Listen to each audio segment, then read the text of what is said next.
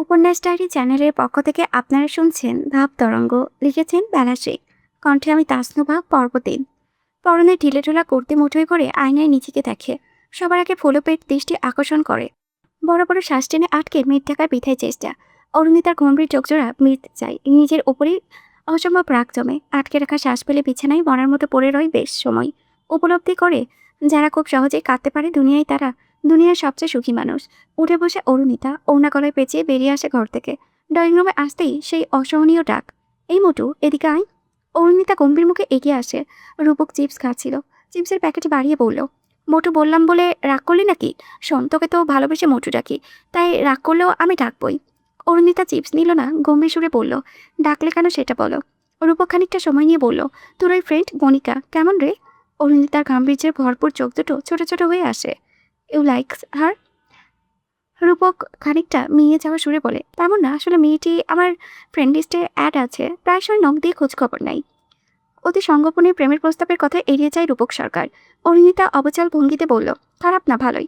ভাইটুসের পেছনে পড়েছিল, পাত্তা না পেয়ে তোমার দিকে ঝুঁকেছে। রূপকের মুখটা কালো হয়ে আসে। সব রমণীর নজর কেন ব্রোর উপরে গিয়ে পড়ে। বিড়বিড় করে বড় ভাইগিরি দেখানোর অভিপ্রায়ে হুট করে তেতে উঠল। ওসব ফালতু মেয়েদের সাথে বন্ধুত্ব কিসের? ওর সাথে মিশবি না খবরদার। আর আমার হয়ে দুটো চট মেরে দিবি, ফালতু মেয়ে ছেলে। She is my classmate, not friend. Even I don't have any friend. Tanju তোর ফ্রেন্ড না? মেয়েটা কিন্তু কিউট আছে, সেদিন আমাকে দেখে মুচকি হাসছিল। তোমার লজ্জা করে না? আশ্চর্য, লজ্জা করবে কেন? চাচিমণিকে বলবো? ব্যাস। রূপক সরকারের হাস্যোজ্জ্বল মুখটা ভোতা হয়ে আসে। মচমচে শব্দ করে চিপস খেয়ে বলল, অত বড় উপকার করার দরকার নেই বোন। তোর দার্জিলিং ট্যুরের কি হলো? ক্যান্সেল হয়ে গিয়েছে। ভাইটুসের বিপিএল আছে না। ওর শোন। অরুণিতা ফিরে আসে। রূপক চিপস খেতে খেতে বলে, আটি তার ফেসবুক আইডি কোনটা? অরুণিতা তাকে উপেক্ষা করে মায়ের ঘরের দিকে যায়। রূপক ভাইয়া যে নিছকে মজার ছলে তাকে তার জানা হয়ে গিয়েছে। মেয়েদের দেখলেই তো তার হাঁটু কাঁপে তার। প্রতিমধ্যে অরুণিতার দেখা হয় আনিকার সাথে। আনিকা তাকে দেখে জানতে চাইল, 420 কই রে? সকাল থেকে দেখতে পেলাম না, পুলিশ টুলিশ নিয়ে গেল না তো? অরুণিতা দীর্ঘশ্বাস ফেলল। পাপা কর্তৃক নির্ধারিত ভাইয়ার আরেক ডাকনাম 420। অবশ্য নামটা একেবারেই বেখাপ্পা বলা চলে না। ভাই লাইফে শুধু একটা জিনিস নিয়েই সিরিয়াস, সে ক্রিকেট। বাকি সব তার গাছেরা ভাব। সারাদিন টুটুল ভাইয়ের সাথে টই টই করে ঘুরে বেড়াবে। পাড়ায় মহল্লায় ম্যাচ খেলবে, জিতলে জমিয়ে পার্টি করবে। মহল্লায় ভাই যে টিমের হয়ে মাঠ, সেই টিমে কখনো হেরেছে বলে মনে হয় না। তাই ছোট বড় প্রতিটি টুর্নামেন্টে ভাইয়ের খোঁজ করে হয়। একদল ছেলেপেলে আসবে বাইকে নিতে, তারপর পাপা নয়তো মামামের কাছে ঝাড়ি খাবে এক দফা। সেই ঝাড়িতে তার মন খারাপ না করে না, বরং এনজয় করে। সাথে ভাইকে নিয়ে চলে যায়। সন্ধ্যার আগেই ভাইয়ের বাড়ি ফেরার আদেশ দেওয়া হলেও তাতে বুড়ো আঙুল দেখিয়ে ভাই মাঝরাতে চোরের মতো ঘরে ঢুকবে। তাতেও কাজ হয় না। পাপা ছেলে না ফেরা অবধি দু চোখের পাতা এক করবে না। ছেলে ফিরলে তাকে দুটো ধমক দিয়ে তবে সে বিছানায় পিঠ ঠেকাবে। কিরে, কোথায় হারালি?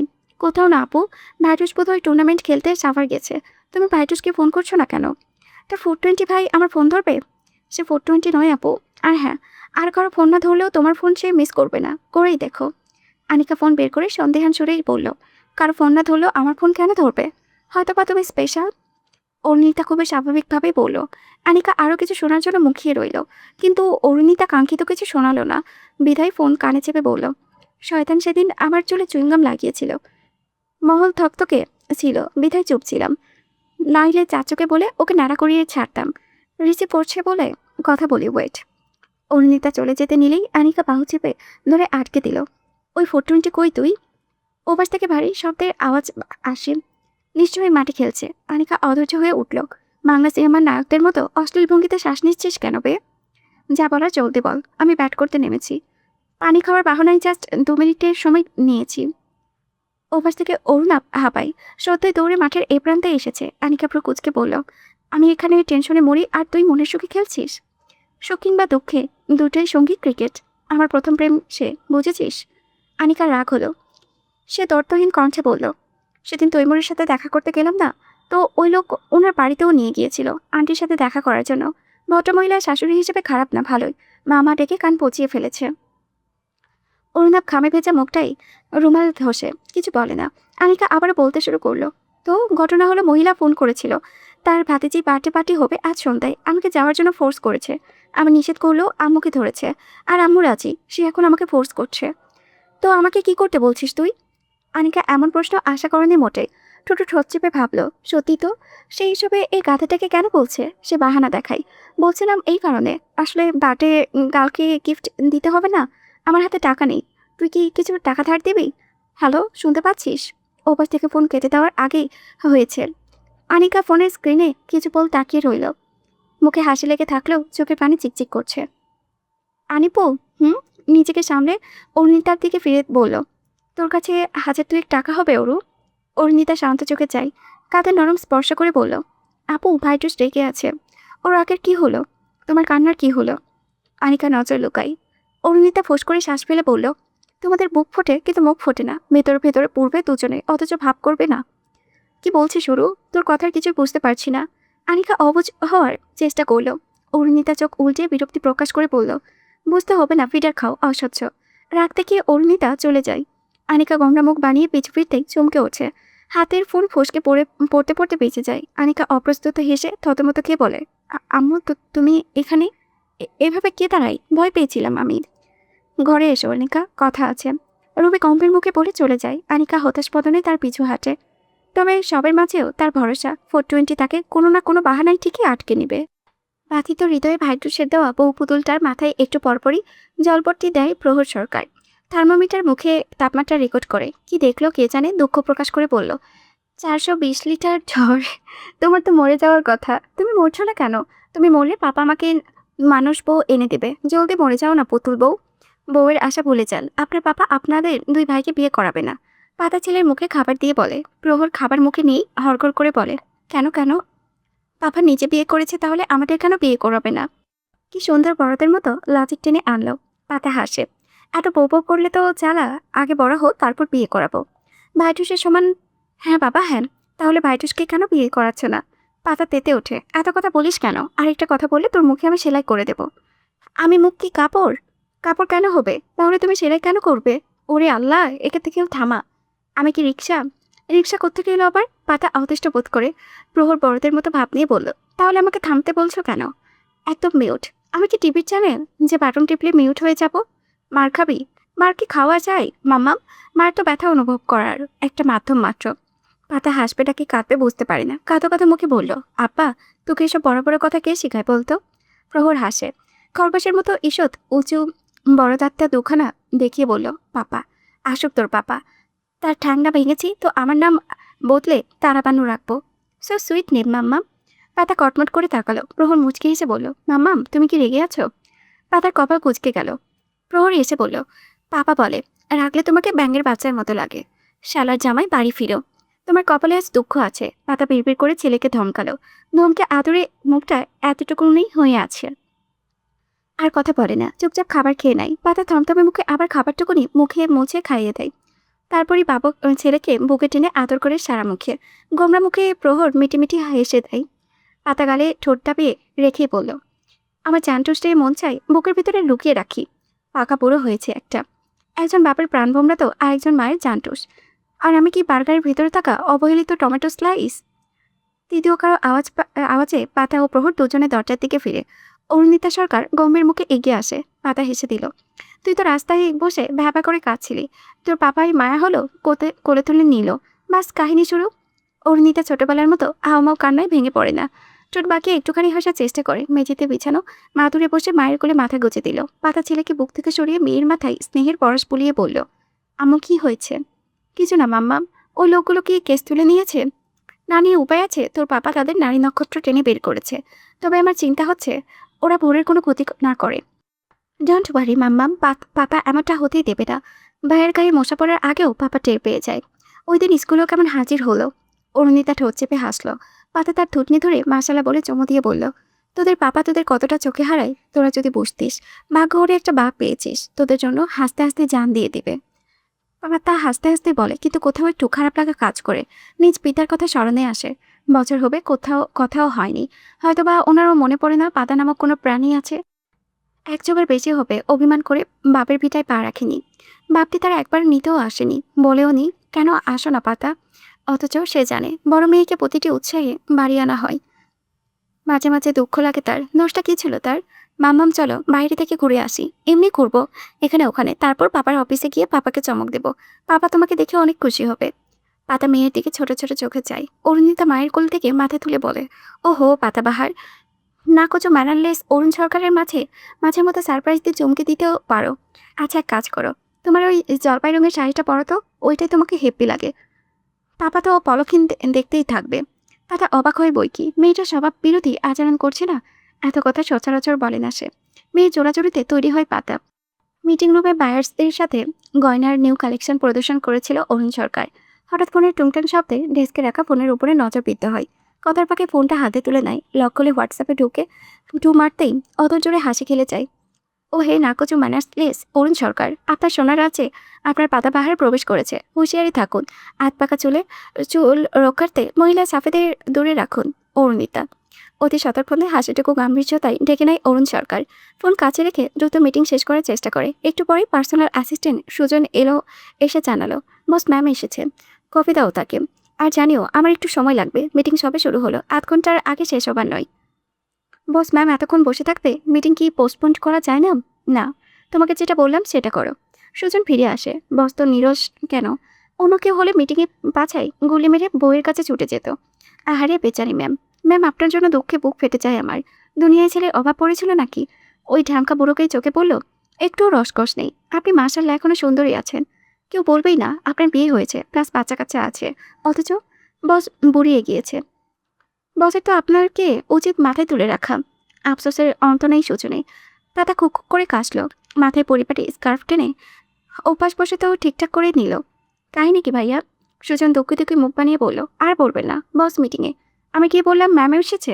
চমকালো না, খুশি হলো না, বেচার মতো মুখ বানিয়ে বলল, কপি দাও তাকে। আর জানিও আমার একটু সময় লাগবে, মিটিং সবে শুরু হলো, আধ ঘন্টার আগে শেষ হবার নয়। মানে কতটা বেরসিক ভাবুন একবার। পাতা হাসলো, মিটিং হয়তো খুব জরুরি। বউয়ের চেয়ে জরুরি কিছু আছে ম্যাম? পাতা থমথমে খেয়ে গেল। সুজন সবসময় তার স্যারের উপরে খেপে থাকে কেন? এদিক ওদিকে হলেই তার কাছে বসের নামে কান ভাঙাবে। ভাইয়া কি হয়েছে? সুজন তার দুঃখের কথা খুলে বলল, আর বলবেন না ম্যাম, বাচ্চাদের স্কুল ছুটি, বউটা কদিন হলেও ক্যান করে সবাই মিলে কোথাও ঘুরতে আসতে। আমিও রাজি হয়ে গেলাম, সব প্ল্যান করলাম, কিন্তু বাকরা দিল বস। হাতে পায়ে ধরলাম তবুও ছুটি দিলেন না, বলে বউয়ের কথা মতো চললে ভাঙা থালা নিয়ে রাস্তায় বসতে হবে। রেগে বউ বাচ্চা কাচ্চা নিয়ে বাপের বাড়ি চলে গেল। ব্যাপারটা খুবই দুঃখজনক হলেও সুজনের বলার ভঙ্গিমায় পাতার হাসি পেল। সে সান্ত্বনা স্বরূপ বলল, আমি আপনার বসকে বলে ছুটির ব্যবস্থা করে দেব।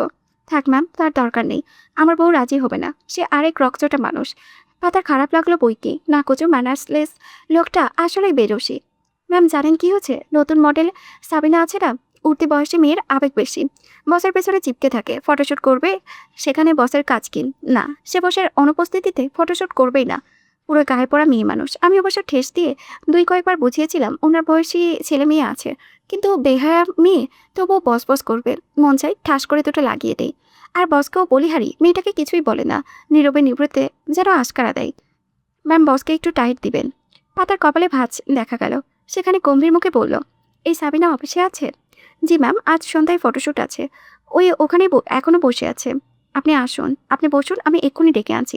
শাকচুন্নিটাকে আজ উচিত শিক্ষা দেবেন। বলতে বলতে সুজন বেরিয়ে যায় সাবিনাকে ডাকতে। পাতা কিছু বলতেও পারল না। সাবিনা এলো।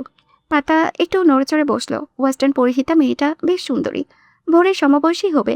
সুজন যেভাবে এক্সপ্লেন করলো তেমন কিছুই খুঁজে পেল না। মিষ্টি ভাষার সাথে অনেকটাই চঞ্চলা। খুব সহজেই তার সাথে দুনিয়ার কালগপ্প জুড়ে দিল।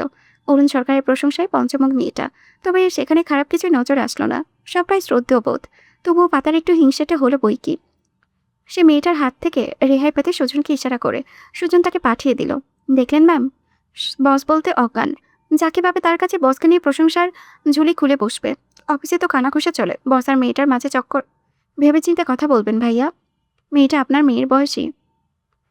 আপনার বসের স্বভাব চরিত্র আপনার জানা, তারপরেও এরকম। এটা যদি মজা করেও বলে থাকেন, খুবই লেম মজা। পাতা অত্যন্ত কঠোরভাবে বক্ত করে। সুজন লজ্জায় পড়ে। সে নেহাতেই মজা ছড়ে বলেছিল, ম্যাম সিরিয়াসলি নেবে বুঝতে পারেনি। আমি খুবই লজ্জিত ম্যাম, বলতে বলতে মজার ছলেই মুখ ফসকে বেশি কিছু বেরিয়ে গিয়েছে। অফিসে বসকে নিয়ে কানাঘুষা হয় না।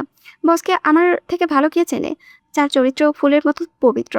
এখন ফুলে মৌমাছি ঝিকি ঝিকি করলে ফুলের তো দোষ নেই। আমি আন্তরিকভাবে ক্ষমা প্রার্থী ম্যাম। প্লিজ বসকে কিছু বলবেন না। চাকরি তো যাবেই, সাথে আমাকে উল্টে লটকিয়ে পেটাবে। পাতা কথা বাড়ে না। সুজন চলে গেলে চুপচাপ কফিতে চুমুক বসায়। ফুরফুরে মনটা বিষিয়ে গেছে। প্রিয় পুরুষের সাথে অন্য কারো নাম সহ্য হয়? হোক তা মজার ছেলে বা মিথ্যা অপবাদ। পাতা মন খারাপ নিয়ে অপেক্ষা করে। আধ ঘন্টার কথা বলে হলেও ঘন্টা পুরোতে চলল। পাতা অভিমান হয়। সে কেবিন থেকে বেরিয়ে আসে। সুজনকে চকলেট, কেক আর কফি ট্রে হাতে আসতে দেখা যায়। ম্যাম, আমি খুবই দুঃখিত। আমি বুঝতে পারিনি আপনি আমার কথায় কষ্ট পেয়েছেন। আমার খুব খারাপ লাগছে। আমি কি করব বুঝতে পারছিলাম না। তাই ভাবলাম আপনাকে চকলেট কেক খাওয়াই। যদি আপনার মন ভালো হয়। সেসবের দরকার নেই ভাইয়া, আমি চলে যাচ্ছি। সুজন সিরিয়ালের শাশুড়ির মতো রিয়াকশন দিয়ে বলল, চলে যাবেন মানে? বসুন আপনি। নিশ্চয়ই বসের উপরে রাগ করে চলে যাচ্ছেন। আসলে বস মিটিং খতম করে আপনাকে নিয়ে বেরোবে ভেবেছে। অরুণিতাস কিচেনে লাঞ্চ করে আপনাকে নিয়ে আউটিংয়ে বেরোবে। সারাবেলা ঘুরবেন।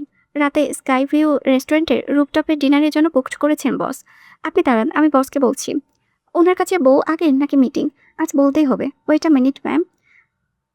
ট্রে পাতার হাতে ধরিয়ে দিয়ে সুজন চলে যায় বসকে ডাকতে। পাতা ট্রে রেখে নিজেও চলে যায় লিফটের দিকে। অভিমানী চোখজোড়া ভরাট। অরুণ সরকার গম্ভীর মুখে বায়ার্সদের সাথে কথা বলছে। মিটিং শেষ হওয়ার নামই নিচ্ছে না। উল্টো মনে হচ্ছে আরও আধ ঘন্টা নেবে। অরুণ হাত ঘড়িতে চোখ বুলিয়ে নেয়। পাতাবাহার নিশ্চয়ই অপেক্ষা করতে করতে গাল ফুলিয়ে নিয়েছে। সুজন এসে রেড সিগন্যাল দিতেই অরুণ সব ছেড়ে ছুড়ে কেবিনে যায়। পাতাকে না পেয়ে কাল বিলম্ব না করে লিফটের দিকে ছোটে। পাতাকে লিফটের সামনে দাঁড়িয়ে থাকতে দেখে স্বস্তি পায়। দ্রুত পায়ে হেঁটে এগিয়ে যায়। ততক্ষণে লিফটের দরজা খুলে গেল। পাতা ভিতরে প্রবেশ করতেই অরুণ ডাকলো, Patabahar, let me explain, don't press the button. Patabahar please. Pata এমন ভান করলো যেন শুনতেই পেল না। সে বাটন প্রেস করে। দরজা বন্ধ হতে উদ্যত হয়, কিন্তু বন্ধ হলো না। অরুণ সরকার তা পা ঢুকিয়ে দিয়েছে কিনা। আবারও খুলে গেল লিফটের দরজা। অরুণ লম্বা শ্বাস নিয়ে ভেতরে প্রবেশ করে বলল, প্রেস করতে নিষেধ করেছিলাম। পাতাবাহার। পাতা চোখ তুলে শক্ত করে অন্যদিকে মুখ ফিরিয়ে রাখে। অরুণ খুবই স্বাভাবিক ভঙ্গিতে লিফটের বাটন ক্লিক করলো। দরজা বন্ধ হতে শুরু করেছে। পাতা আর চোখে দেখে অরুণ টাইনের নট ঢিলে করে শান্ত সুরে বলল, লেট মি এক্সপ্লেইন মাইসেলফ। পাতার শ্বাস আটকে আসে। হাতে দামি পার্স পড়ে যায়। চোখ বড় বড় করে হাত ছুটতে থাকে ছাড়া পাবার জন্য। অরুণ সরকার খুবই ধৈর্য সহকারে তাকে যাবতীয় কিছু এক্সপ্লেন করেই যাচ্ছে। অরুণাভ সরকার অন দ্য ফায়ার। আজ ভেতরে ক্ষোভ তার ব্যাটের মাধ্যমে প্রকাশ পাচ্ছে। এই পর্যন্ত 5টা ক্রিকেট বল হারিয়ে ফেলেছে ছক্কা হাঁকিয়ে। আর বাকি মাত্র 2 বল বাকি। ম্যাচ জিততে রান দরকার 5। অরুণাভ একটা ডট বল খেলে লাস্টবার আবারও ছক্কা হাঁকিয়ে ম্যাচটি জিতে যায়। কিন্তু বিপক্ষ দল মানতে নারাজ। তারা গন্ডগোল বাঁধানোর চেষ্টা করে। প্রাইজ মানি 10,000 এমনি এমনি হাতছাড়া করবে নাকি? তারা আম্পায়ারের উপরে কারচুপির অভিযোগ দিয়ে হট্টগোল বাঁধায়। আম্পায়ারকে মারতে উদ্যত হয়। অরুণাভ ক্ষিপ্র গতিতে ঝামেলার কেন্দ্রস্থলে আসে। যে ছেলেটা বেশি গলা চাচাচ্ছিল তার নাম সজীব। বয়স 28-19-এর মার্ক নেই। 20-এর কোঠায় পা দেওয়ার অরুণাভ তার বুকে ধাক্কা দিয়ে গর্জে ওঠে, কি ভাবো টাকি নিজেকে? হ্যাঁ, হেরে কি এখন নাটক পাতানো হচ্ছে? আমি যতদূর জানি আম্পায়ার তোমাদের পক্ষ থেকে নির্ধারণ করা হয়েছে। এখন তাকে আমাদের দলবল দালাল বলে ঝামেলা পাকাচ্ছ। সমস্যা কি তোমাদের? সজীব কয়েক কদম পিছিয়ে যায় আর রাগান্বিত স্বরে বলে, এই শালা, গায়ে হাত দিবি না। নিচে গণ্ডিতে থাক। তুমিও নিচে গণ্ডিতে থাকো। সিনিয়র বলে সম্মান দিচ্ছি, নাইলে এতক্ষণে মাটিতে বসে করা খাতে পা ধরে মাপ চাইতে। উপস্থিতি জনরার মতে কেউ কেউ বাহুয়া দেয়, সিটি বাজায়। সজীব রাগে ফুঁসে অরুণাভের নীল জার্সির কলার টেনে ধরে। অরুণাভ শক্ত চোখে চায়, দাঁতে দাঁত চেপে রাগ সংবরণ করে বলে, কলার ছাড়বো না, দেখি তোর কত ধার, শালা বান্দ। অরুণাভ হাঁটু উঠে মেইন পয়েন্টে লাগিয়ে দেয়। সজীব সেটাই হাত চেপে কলার ছেড়ে মাটিতে বসে পড়ে। চোখ মুখ কুয়ে যন্ত্রণার ছাপ। অরুণাভ এতটাই ক্ষান্ত হয় না। খ্যাপাটে ভঙ্গিতে হামলে পড়তে নাই, কিন্তু বাদ সাধল টুটুল। বন্দুকে টেনে ঝামেলা থেকে দূরে সরিয়ে নিয়ে যায়। তুই সবসময় এই ঝামেলাকে নেমন্তন্ন কেন করিস?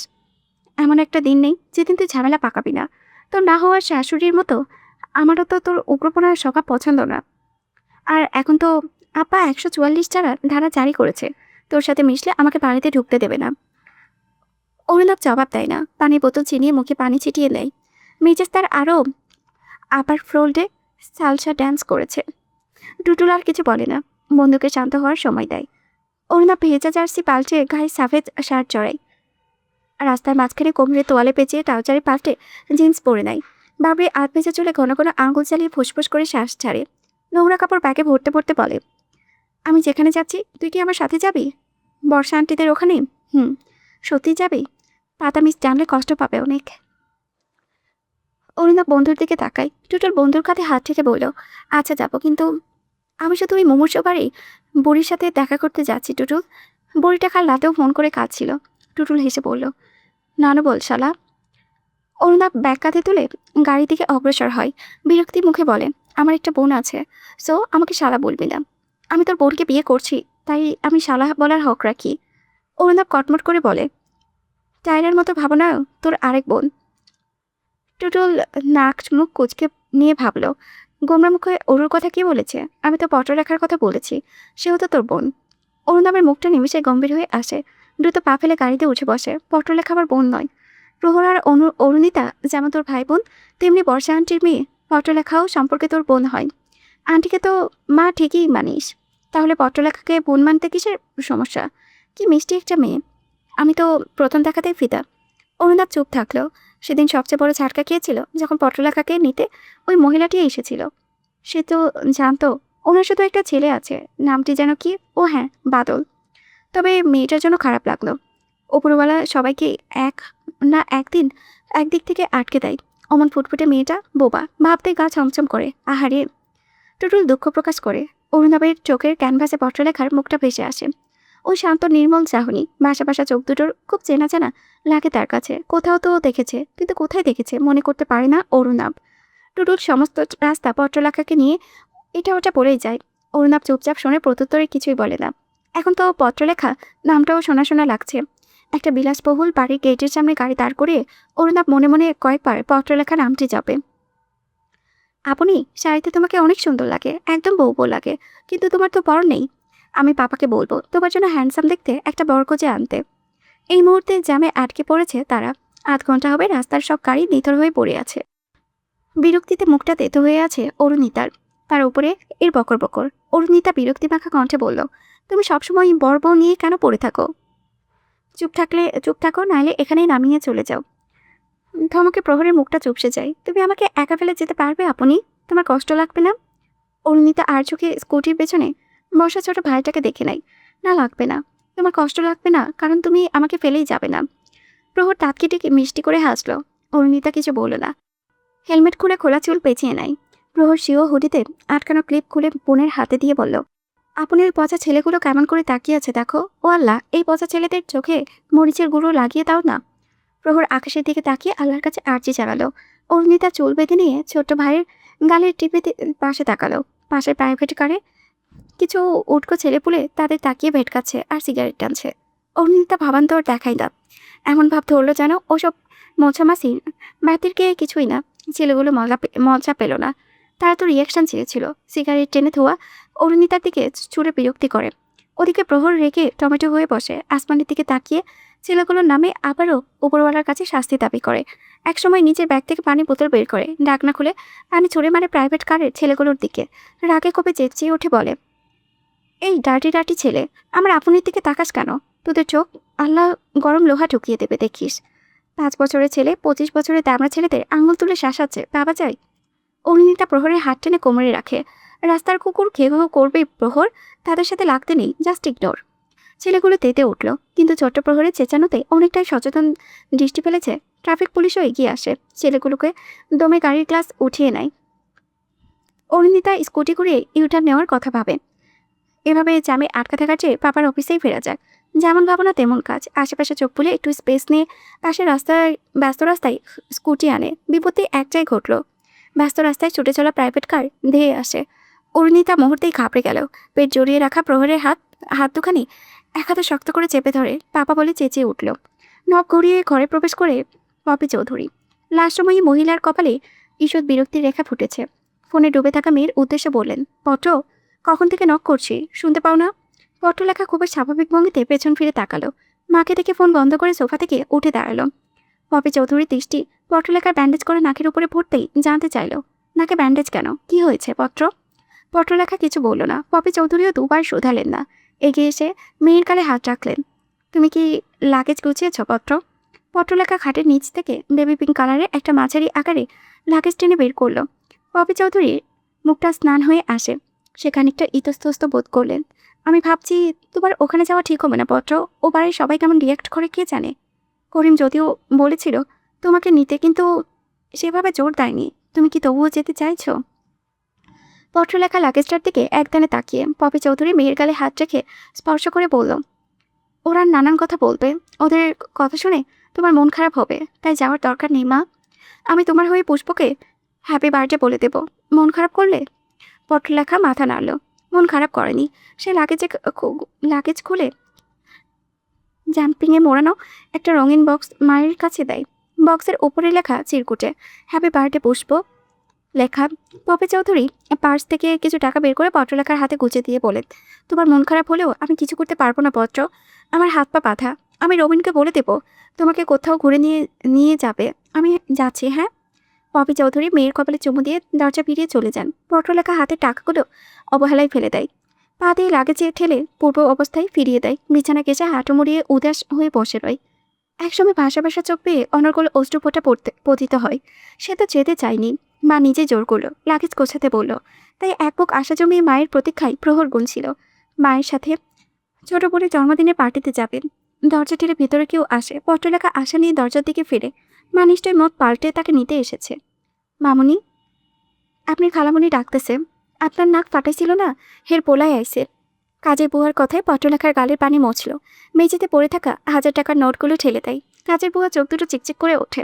তড়িঘড়ি সবকটা নোট তুলে নিয়ে গিয়ে গিটে বাঁধতে বাঁধতে বলে, মামুনি আপনি মেলা ভালো। এই টাকাটি দিয়া আমি সামিনার জন্য ভালো মন্দ কিছু নিয়ে যাবো। পোয়াতি মানুষ, কত কিছুই না খাইতে মন চায়, কিন্তু খাওয়াইতে পারি না। যাই হোক, দোয়া দিলাম আপনার সব দুঃখ জলে ঝাঁপ দিক। এক রাজপুত্র আসুক আর আপনারে পঙ্কিরাজ গোড়ায় চড়াইয়া সুখের জন্য নিয়ে যায়। পত্রলেখা শুনলে কি শুনল না তা বোঝা দেয়। কাজের বুয়া করুণার চোখে তাকিয়ে দেখে পত্রলেখাকে। ইচ্ছে করে মাথায় হাত বুলিয়ে একটু মন ভরে দোয়া করতে, কিন্তু সে তো কাজের বুয়া। মালকিনীরে ছুঁইলে যদি ঘৃণায় মুখ ফিরিয়ে নেয়, তাই দূরে থেকে দোয়া দিল, যদি সুখের দেখা পাই। বেচারি মেয়েটা। ব্যস্ত রাস্তায় ছুটে চলা প্রাইভেট কার দিয়ে আসছে। অরুণিতা মুহূর্তেই ঘাবড়ে গেল। পেট জড়িয়ে রাখা প্রহরের হাত দুখানি তার হাতে শক্ত করে চেপে ধরে পাপা বলে চেঁচিয়ে উঠল। এই বুঝে প্রজাপতির প্রতি নিভে যাওয়ার জোয়ার। চারিদিকে কেমন অদ্ভুত নিশ্চুপতা ঘিরে ধরেছে। অরুণিতা চোখ খুলে অপেক্ষা করে। কিসের অপেক্ষা? ঝট করে চোখ মেলে পাশে তাকালো। গতিতে ছুটে আসা গাড়িটি খুব কাছে এসে ব্রেক কষে নিয়ে তাদের বাঁচিয়েছে। বলা বাহুল্য ড্রাইভার অনেক পরিশ্রম করে বিচক্ষণতার পরিচয় দিয়েছে। অরুণিতা শুকনো ঢোক গিলে হেলমেট খুলে ফেললো। বাইক থেকে নেমে প্রহরকে বলে, ভয় পেয়েছো ওলাফ? ছোট্ট মুখটা আতঙ্কিত, মনে হচ্ছে এই বুঝি ঠোঁট উল্টে কেঁদে দেবে, কিন্তু প্রহর কাঁদল না। হ্যাঁ বোধক মাথা নেড়ে বোনের কোমর জড়িয়ে ধরল। অরুণিতা ভাইয়ের মাথায় হাত রাখলো। কিছু বলার জন্য হাঁ করলেও কারো দাবাং মার্কা থাপ্পড়ে কানের ভেতরে অদ্ভুত টং শব্দ শুরু হয়ে গেল। অরুণিতার মনে পড়ে না এতটা শক্ত মার কখনো সে খেয়েছে কিনা। একবার রাকের বসে ধাক্কা দিয়ে প্রহরকে ফেলে দেওয়ার দরুন মায়ের হাতে করা থাপ্পড় জুটেছিল। সেই থাপ্পড়ের সাথে আজকের থাপ্পড়ের তুলনা করলে ধারের কাছেও সেটা আসতে পারেনি। অরুণিতার মনে হলো বামগাল অবশ হয়ে গিয়েছে। এই, গাড়ি নিয়ে রাস্তায় নামাইস? Traffic rules শিখিসনি? থাপড়ে চোপাট সব কথাটা ভেঙে দেবো। মরার শখ হয়েছিল বুঝি? আমি যদি ব্রেক না করতাম কি হতো? দুটো লবণ মরিচ তেল ছাড়াই আলু ভর্তা হতি। আই মেয়ে, কথা বলছিস না কেন? ওয়েট আ মিনিট, তোকে চেনা চেনা জানা লাগছে। থেমে যায় মানব। সূক্ষ্ম দৃষ্টিতে দণ্ডবান রমণীকে মনে করার চেষ্টা করে। কসরত করতে হয় না। চিনে ফেলে রমণীকে। বাইকের চাবি চিনিয়ে নিয়ে বলে, তুই আর গাড়ি পাস না? মরার জন্য আমার গাড়ি পছন্দ হয় বুঝি? তাহলে দাঁড়া, এখানে তোকে পিছে ফেলি। গাড়ি দিয়ে উড়িয়ে ফেলে তোকে। নিজ বাক্য নিজেই শ্রুতি ধরে কোটে শোনায় পিঠাই সূর্যে নাই মানব। ওদিকে রাগে অপমানে অরুণিতার চোখ দুটো রক্তিম হয়ে আসে। বহুতা নাকের পাটা ফুলিয়ে আগুন ছোড়া চোখের সামনের মানবকে হুঁশিয়ারি দেয়। প্রহর ততক্ষণে অপলক দৃষ্টিতে মানবকে দেখে নেয়। একটু ভয় ভয় লাগলেও প্রাণপ্রিয় বোনের হয়ে প্রতিবাদী সুরে বলল, তুমি কি ব্যাট বয়? মানব ঘাড় ঘোরাই। বাচ্চা ছেলেটাকে দেখে প্রথম যে শব্দ মাথায় আসে তা হলো খরগোশ। সে আকাশটুঙ্গি রাগ দমিয়ে রেখে বলে, না। তাহলে আমার আপনিকে মারলে কেন? মানব অরুণিতার দিকে তাকাই। নজর কাড়ে বোঝা নাকখানি। সেটাই অহংকারে টইটম্বর। সে গম্ভীর গলায় বলল, তোর আবার ভাগ্য ভালো এখানে কোনো পুকুর নেই, তাইলে ওকে চুবিয়ে ধরতাম। মাথা মোটা বেকুব বেহুশ কোথাকার। একটুর জন্য পটল তুলিস নি দুটো? এই, তোকে লাইসেন্স কে দিয়েছে? লাইসেন্স বের কর দেখি। অরুণিতার ধমক উঠে মানবে। প্রহরে ভালো লাগছে না। সে তেতে উঠল, আঙ্গুল তুলে বলল, তুমি কি ম্যাথ টিচার? নাকমুখ কুচকে বলল, না। তাহলে এভাবে আপনিকে ধমকাচ্ছ কেন? এই খরগোশ, তোর সমস্যা কি? আমি কি ক্যারাটে শেখাচ্ছি? মানব ভারী বিরক্তি হয়ে বোধ করলো। না, তুই ক্যারট কোথা থেকে উদয় হলো? তাহলে আমাকে খরগোশ কেন বলছো? মানব অদ্ভুত চোখে প্রহরকে পরখ করে বলল, কারণ তোর দাদুটা খরগোশের মতো, নিশ্চয়ই খরগোশের থেকে চুরি করে এনেছিস। প্রহর মানবকে অনুকরণ করে আপাত মস্তক চোখ বুলিয়ে দাঁত কটমট করে বলল, তোমাকে যে উল্লুকপুরের কালো ভাল্লুকের মতো লাগছে, আমি সেটা বলেছি বলো? মানব আশ্চর্য হয়, এই ছেলে থেকে টুটে রাখাই জবাব রেডি, পুরোই টেপ রেকর্ডার। তবে কালো বলায় এগোতে লাগলো। এরপর কি বলবে ভেবে পেল না বিতাই মূর্তির মতো দাঁড়িয়ে থাকা মেয়েটাকে ধমকে বলল, এই তোকে বললাম না লাইসেন্স দেখাতে। অরুণিতা এখনও থাপড়ে আটকে। ব্যাপারটা তার হজম করতে কষ্ট হচ্ছে। এই ভরা রাস্তায় সে আহমকের মতো তাকে থাপ্পড় মেরেছে, আবার তুই তোকারি করে ধমকাচ্ছে। এসব আদৌ হচ্ছে নাকি সে জেগে জেগে স্বপ্ন দেখছে? অরুণিতা ভয়ঙ্কর রেগে আছে, লাইসেন্স বের করে মুখের উপরে ছুঁড়ে মারে। মানব তার বেয়াদবিতে আশ্চর্য বনে যায়। কি তেজ রমণীর! রাগে বোচা নাকের ডগা টকটক করে উঠেছে। সে লাইসেন্স চোখে বোলাবে, এর মাঝে ট্রাফিক কনস্টেবল এসে উপস্থিত হয়। স্যার, এই লাইসেন্স আমি ক্যান্সেল করার ব্যবস্থা করছি, সাথে মোটা অঙ্কের জরিমানা তো আছেই। আপনি বললে কেসটাও ঠুকে দেওয়া যেতে পারে। আপনি কারেন্টলি রাস্তা ক্লিয়ার করুন, আমার দুর্ঘটনা ঘটতে পারে। আপনার পরিচয়? কনস্টেবল খুবই আন্তরিকতার সাথে বলল। মানব মুচকি এসে হাত মিলিয়ে বলল, সোহরাব শেখ। আর এই মাথামোটার নামে কেস ফাইল করাই যায়। লাইসেন্সের ফটোতে থাকা অত্যাধিক সুন্দরীর সাথে এই থোপড়ার মিল নেই। কার নাম কার বাইক চুরি করে এনেছে? প্রহর জোর করে বলতে নাই, এটা মাম্মাম। অরুণিতা তার মুখটা চেপে ধরে থামিয়ে দেয়, দাঁত কিরমির করে কনস্টেবলকে বলে, এটা আমার স্কুটি। আমার তাড়া ছিল বিদায় ইউটার নিয়েছিলাম। আমার ভুল ছিল মানছি, কিন্তু উনি আমার সাথে মিসবিহেভ করেছে। ওনার সাহস কি করে হয় আমাকে থাপ্পড় মারার? আমি পাপাকে ফোন করছি, তারপর দেখে নিব ওনাকে। আমার তো ভয়ে হাঁটু কাঁপছে কনস্টেবল ভাই। আমি তো আমাকে আপনি তো আমাকে নিরাপত্তা দিবেন? পরিহাস করে বলে সোহরাব শেখ। অরুণিতা চোখ গরম করে চালে পুরো কুচকে নাই। অরুণিতা কাঁধের ব্যাগ হাতে ফোন খুঁজে, যদিও বা সে জানে তার কাছে ফোন নেই। কনস্টেবল লাইসেন্স হাতে নিয়ে সন্ধিয়ান চোখে অরুণিতার দিকে তাকালো। নাম? পাতা ইসলাম। অরুণিতা সামান্য ঘাবড়ালো না, প্রহর চোখ বড় বড় করে বোনের দিকে তাকিয়ে রয়। অরুণিতা অতি সূক্ষ্মতার সাথে তাকে চুপ থাকতে বলল।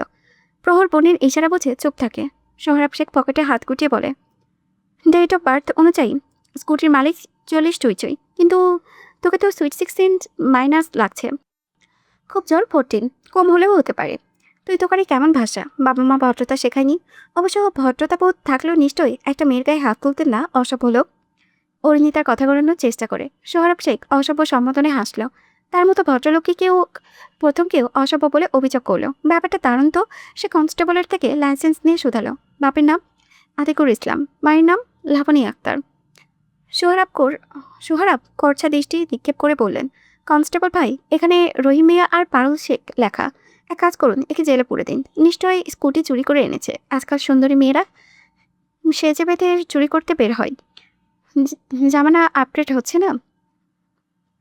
অরুণিতা সোহরাবের হাত থেকে লাইসেন্স ছিনিয়ে নিয়ে বলে, ফাজলামি করেন আমার সাথে? এখানে থেমে যায় অরুণিতা। সত্যিই রহিম মিয়া আর পারুল লেখা। অরুণিতার মাথায় বাজ পড়লে যেন। নানুর নামই তো সে বলেছিল। এরা আবার কারা? এখন কি হবে? অরুণিতা খানিকটা বিচলিত হলেও তা প্রকাশ করে না। গম্ভীর মুখে সামনের মানবের পানে তাকায়, সরাসরি তাকায়। বেগুনি রঙের ঢিলেঢোলা শার্ট, কালো জিন্সের গিটার ঈষৎ উপরে অব্দি। অরুণিতা মুখের দিকে তাকায়। প্রহর ভুলভাল নাম মোটেই দেয়নি, কালো ভাল্লুক।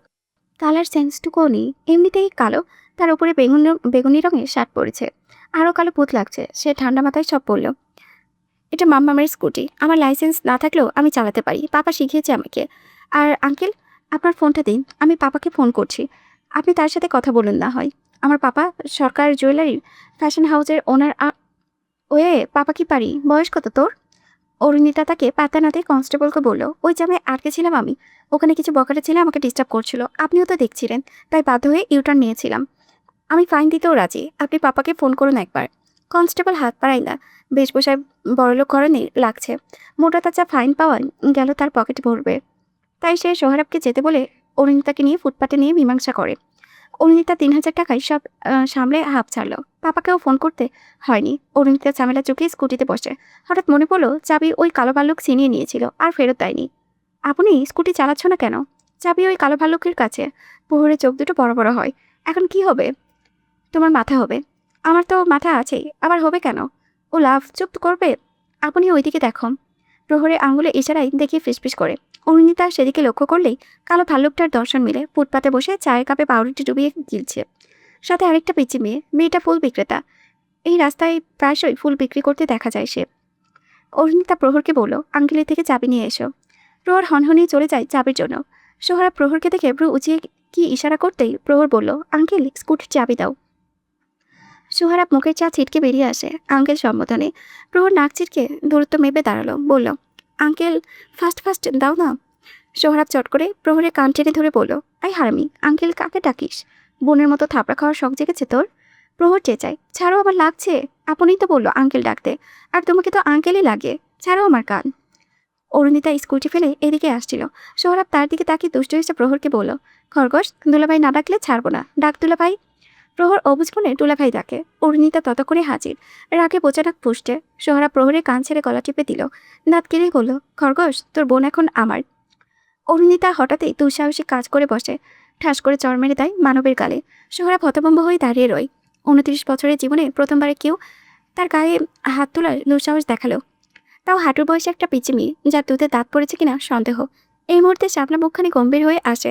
হয়তোবা তারই ভুল, বাচ্চা মেয়েটার সাথে এমন মজা করা উচিত হয়নি। সবাই মজা নিতে জানে না। সে চাবি বের করে দেয়।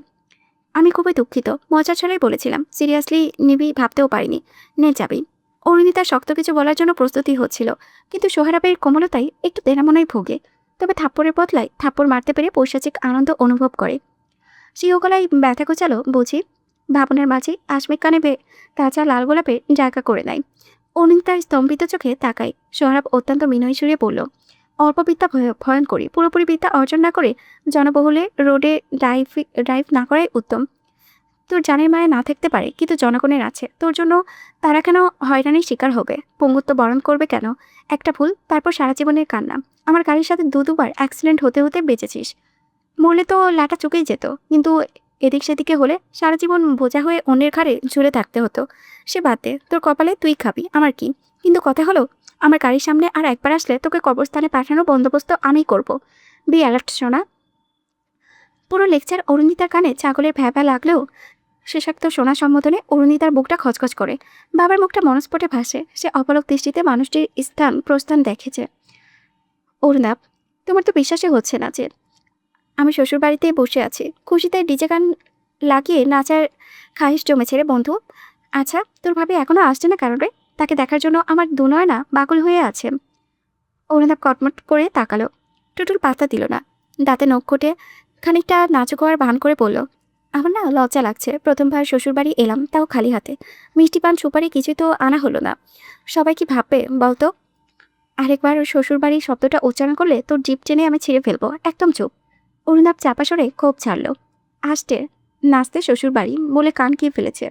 অরুণাব বিরক্তি হয়ে উঠে দাঁড়ালো।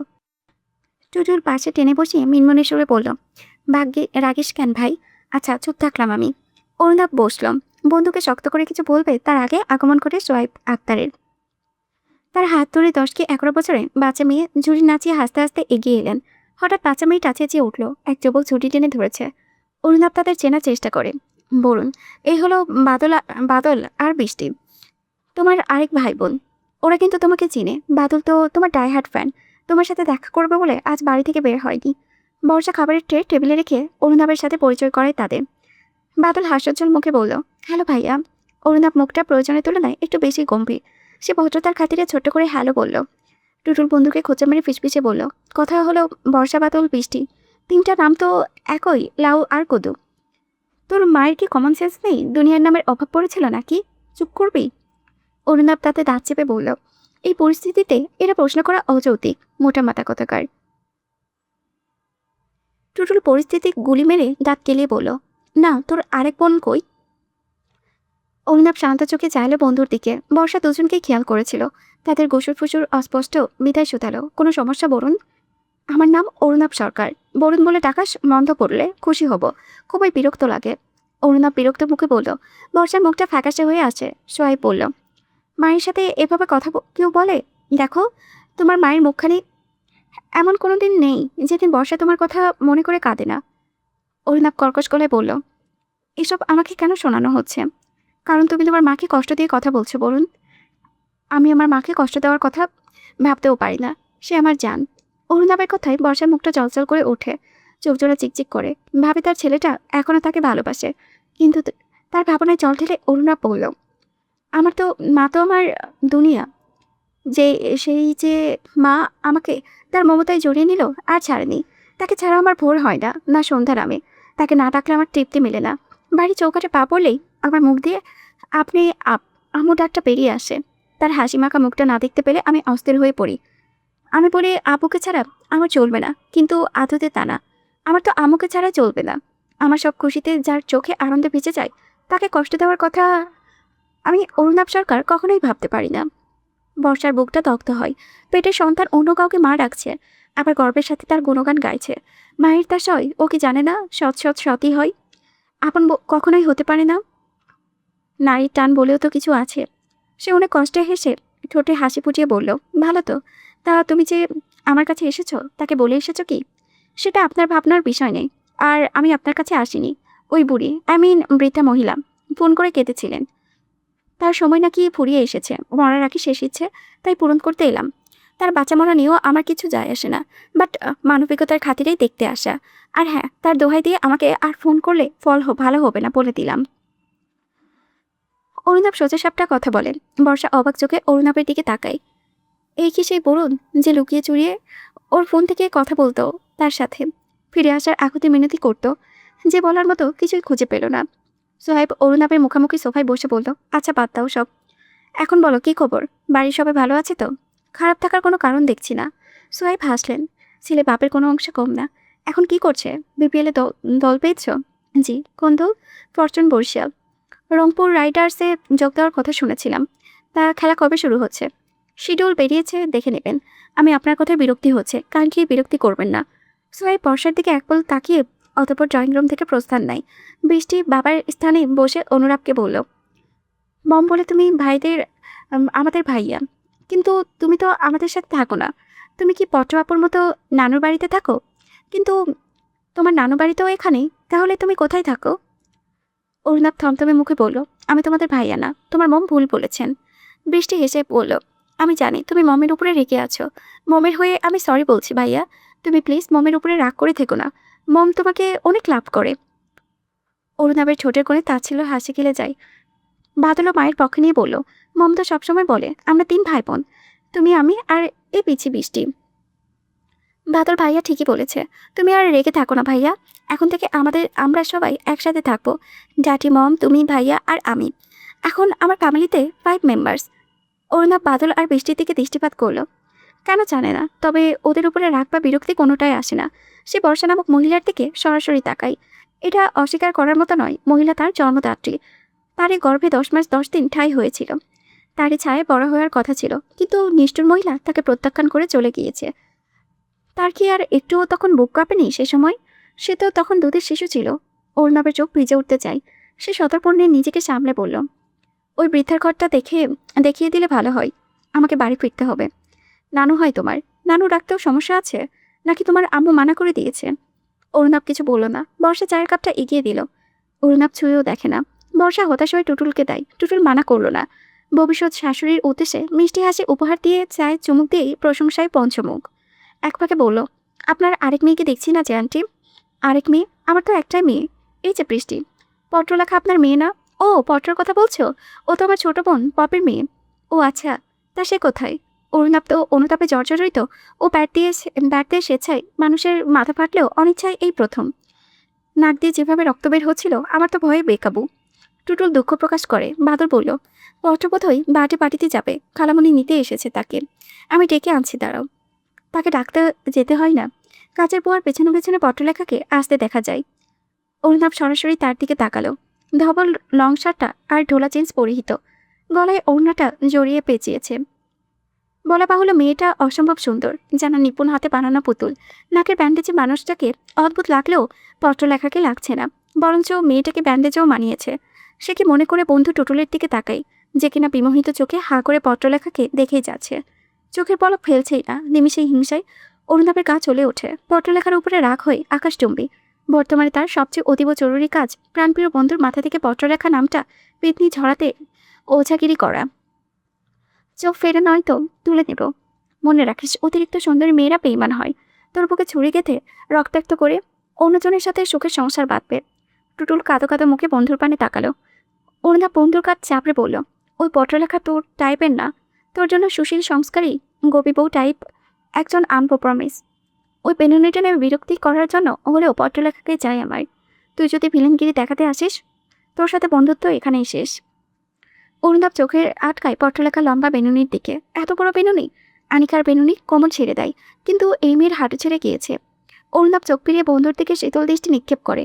টুটুল দুদিনের মেয়ের জন্য এতদিনে বন্ধুত্ব শেষ করে দেওয়ার কথা বলতে পারলো? মুহূর্তেই মহল জমজমাট। পত্রলেখাকে নিয়ে আগ্রহের অন্ত নেই টুটুলের। বাক প্রতিবন্ধী পত্রলেখা নিজ সম্পর্কে বলতে না পারলেও বাদলার বৃষ্টি সেই অভাব পূরণ করিয়ে দিয়েছে। টুটুলের সাথে সবারই ভাব জমে যায়। অরুণাব বিরক্তি হয়ে বসে থাকে, একটু শব্দও করে না।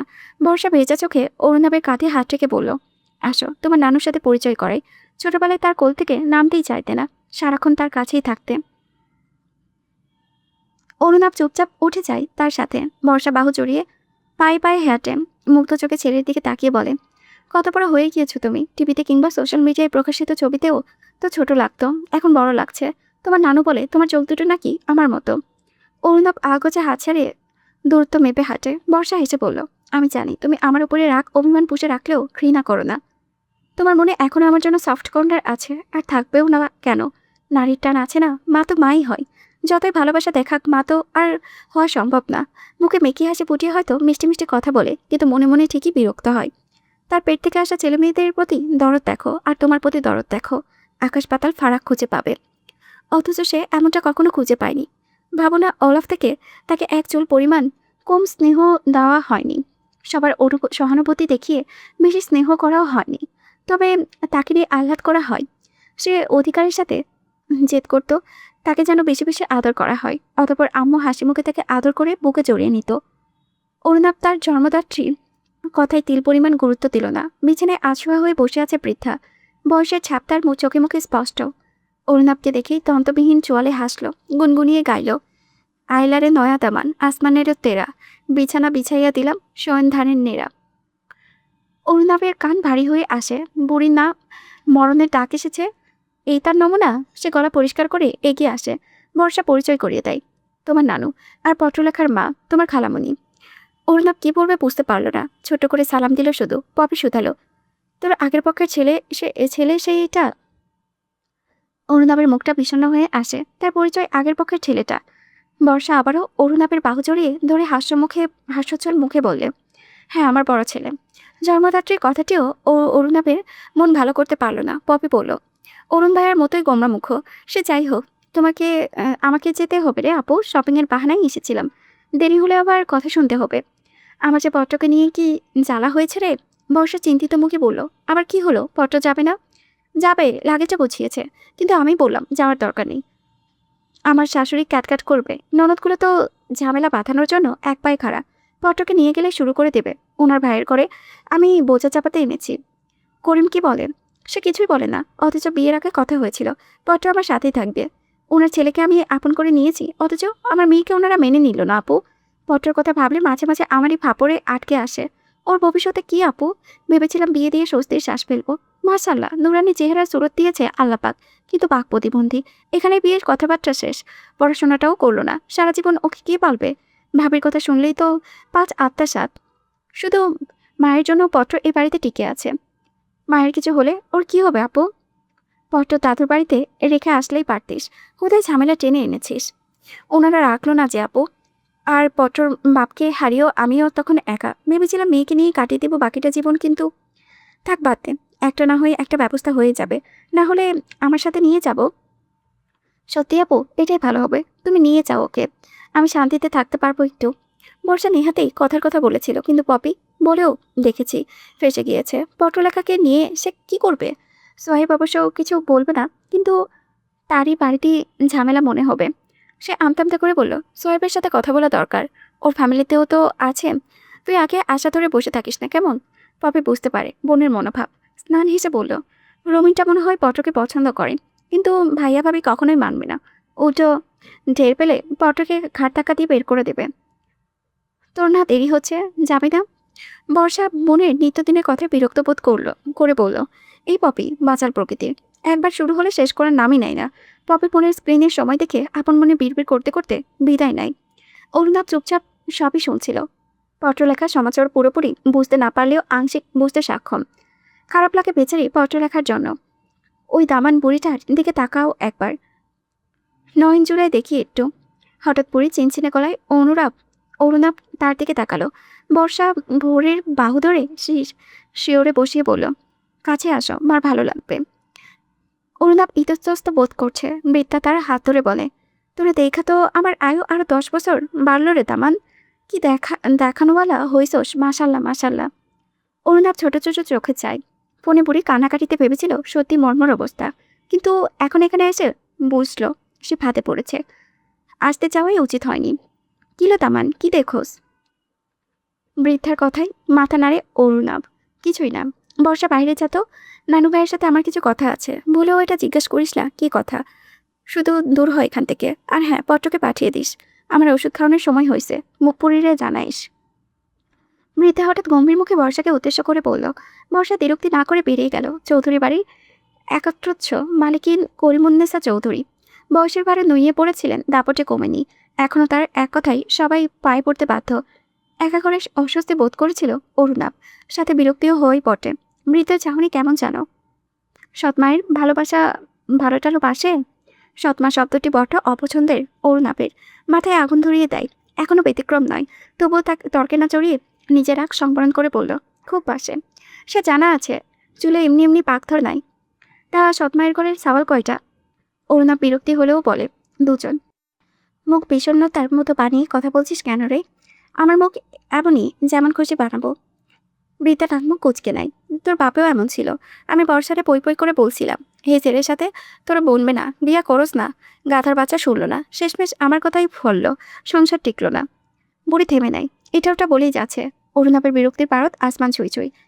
এখান থেকে নিস্তার পেলে স্বস্তির শ্বাস ফেলবে। এরই মাঝে দরজায় খটখটানোর আওয়াজ ভেসে আসে। বুড়ি হাঁক দিতেই অষ্টাদশী পত্রলেখা খাবারের ট্রে হাতে প্রবেশ করে। করিমুন্নেসার জন্য স্যুপ আর মালটার রস। মুখ পুড়িয়ে মন কই উড়ু উড়ু করে। আমার ওষুধের সময় পার হয়েছে, আক্কেল নাই।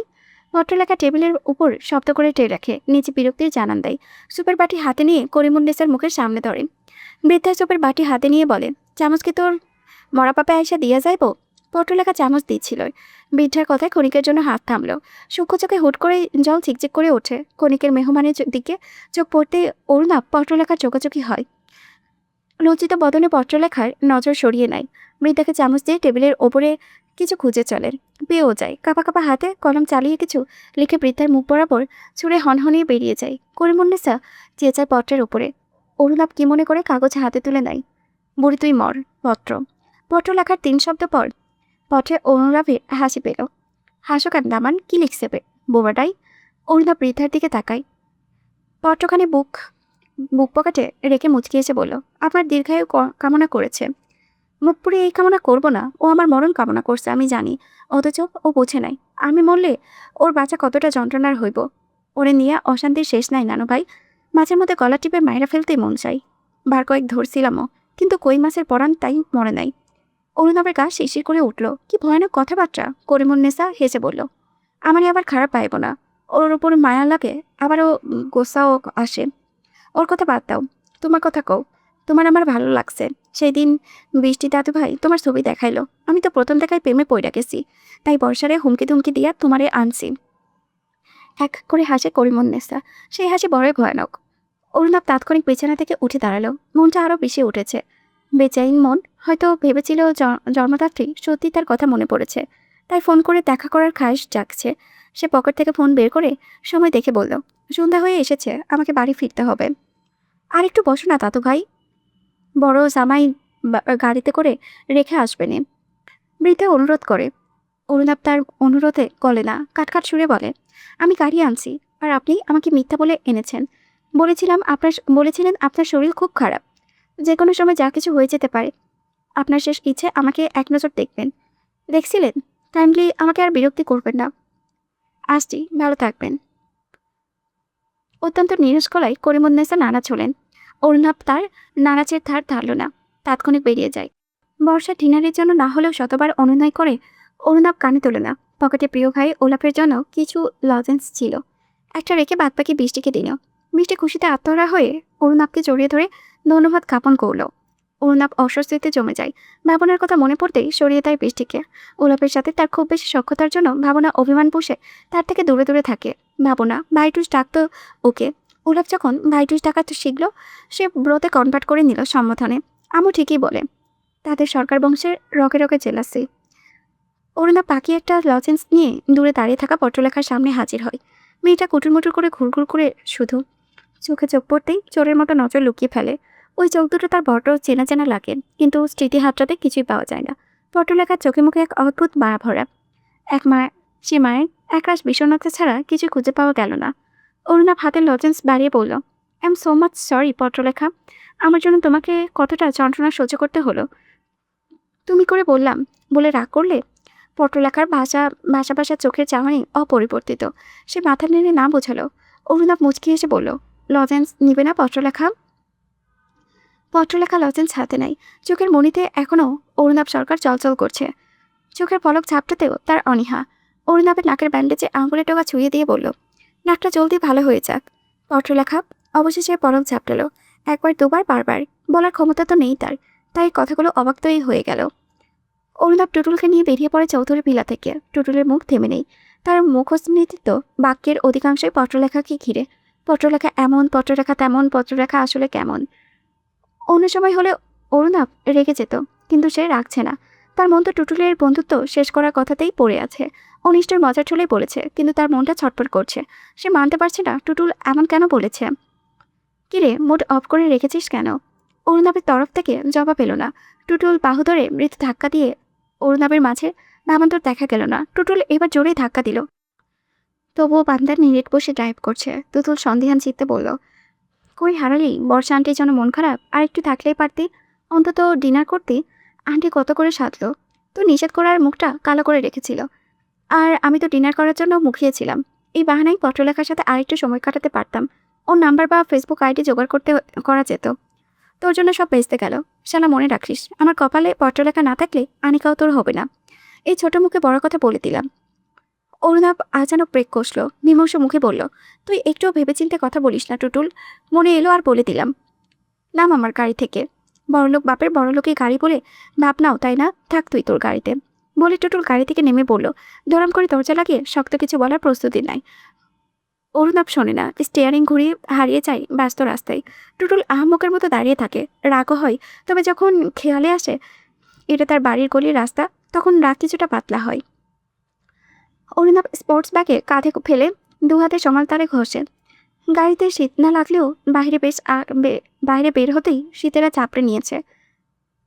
পেটের পাককে শান্ত করেই সোজা কম্বলের ভেতরে লুকিয়ে পড়বে।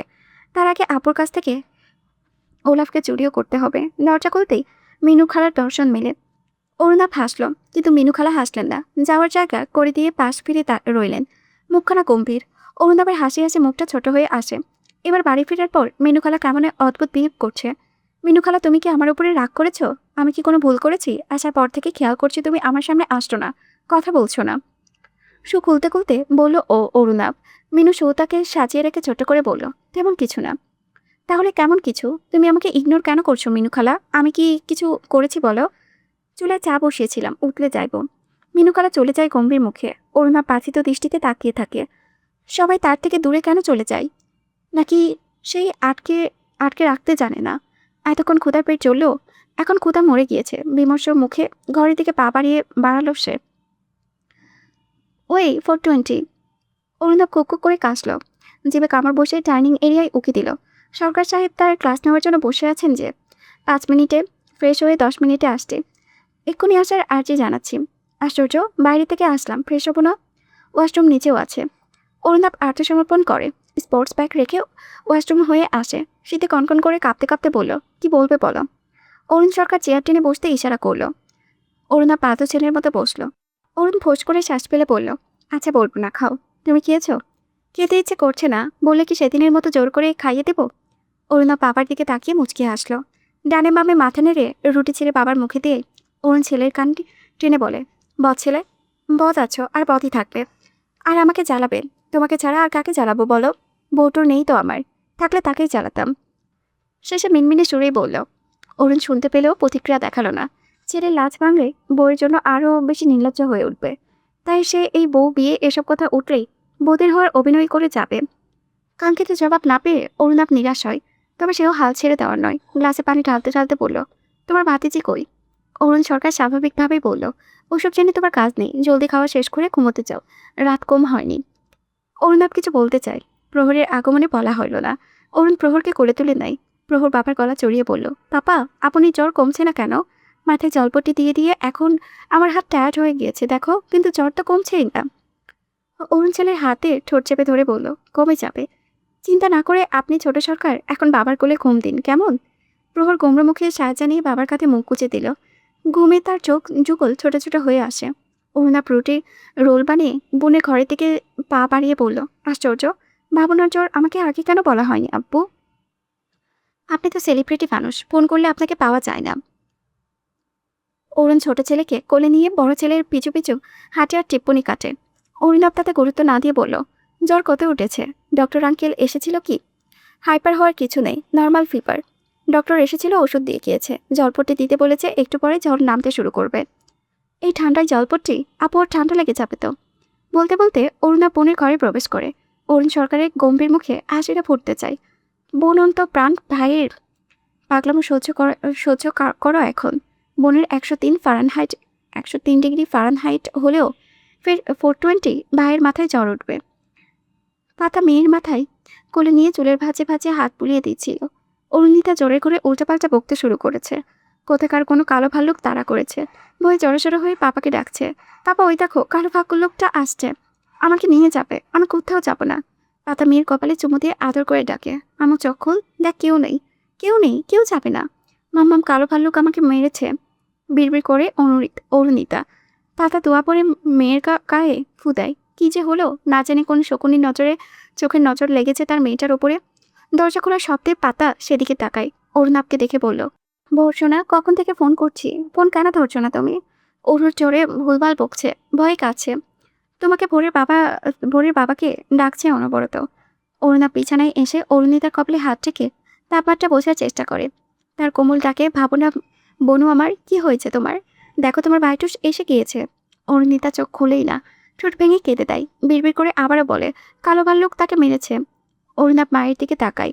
পাতা ছেলের বলার ভরসায় না থেকে নিজেই আত্মসমর্পণ করে বলে, কারো আদরের বোনকে আমি মারিনি। অরুণাব মায়ের কোল থেকে বোনের মাথা সরিয়ে আনে। বামগালে 3 আঙ্গুলের ছাপ স্পষ্ট, সামান্য ফুলেও আছে। সে মায়ের দিকে তাকিয়ে বলল, এসব কি আম্মু? পাতা চরম মাত্রায় হতাশ। কেউ তার কথা বিশ্বাসই করছে না। ভোরের বাবার সাথে এই নিয়ে এক দফা কাটাকাটি হয়েছে। আবার ভোর, তোমার তো দয়া মায়া নেই, জল্লাদ মা আমি, তাই মেরেছি, হ্যাপি।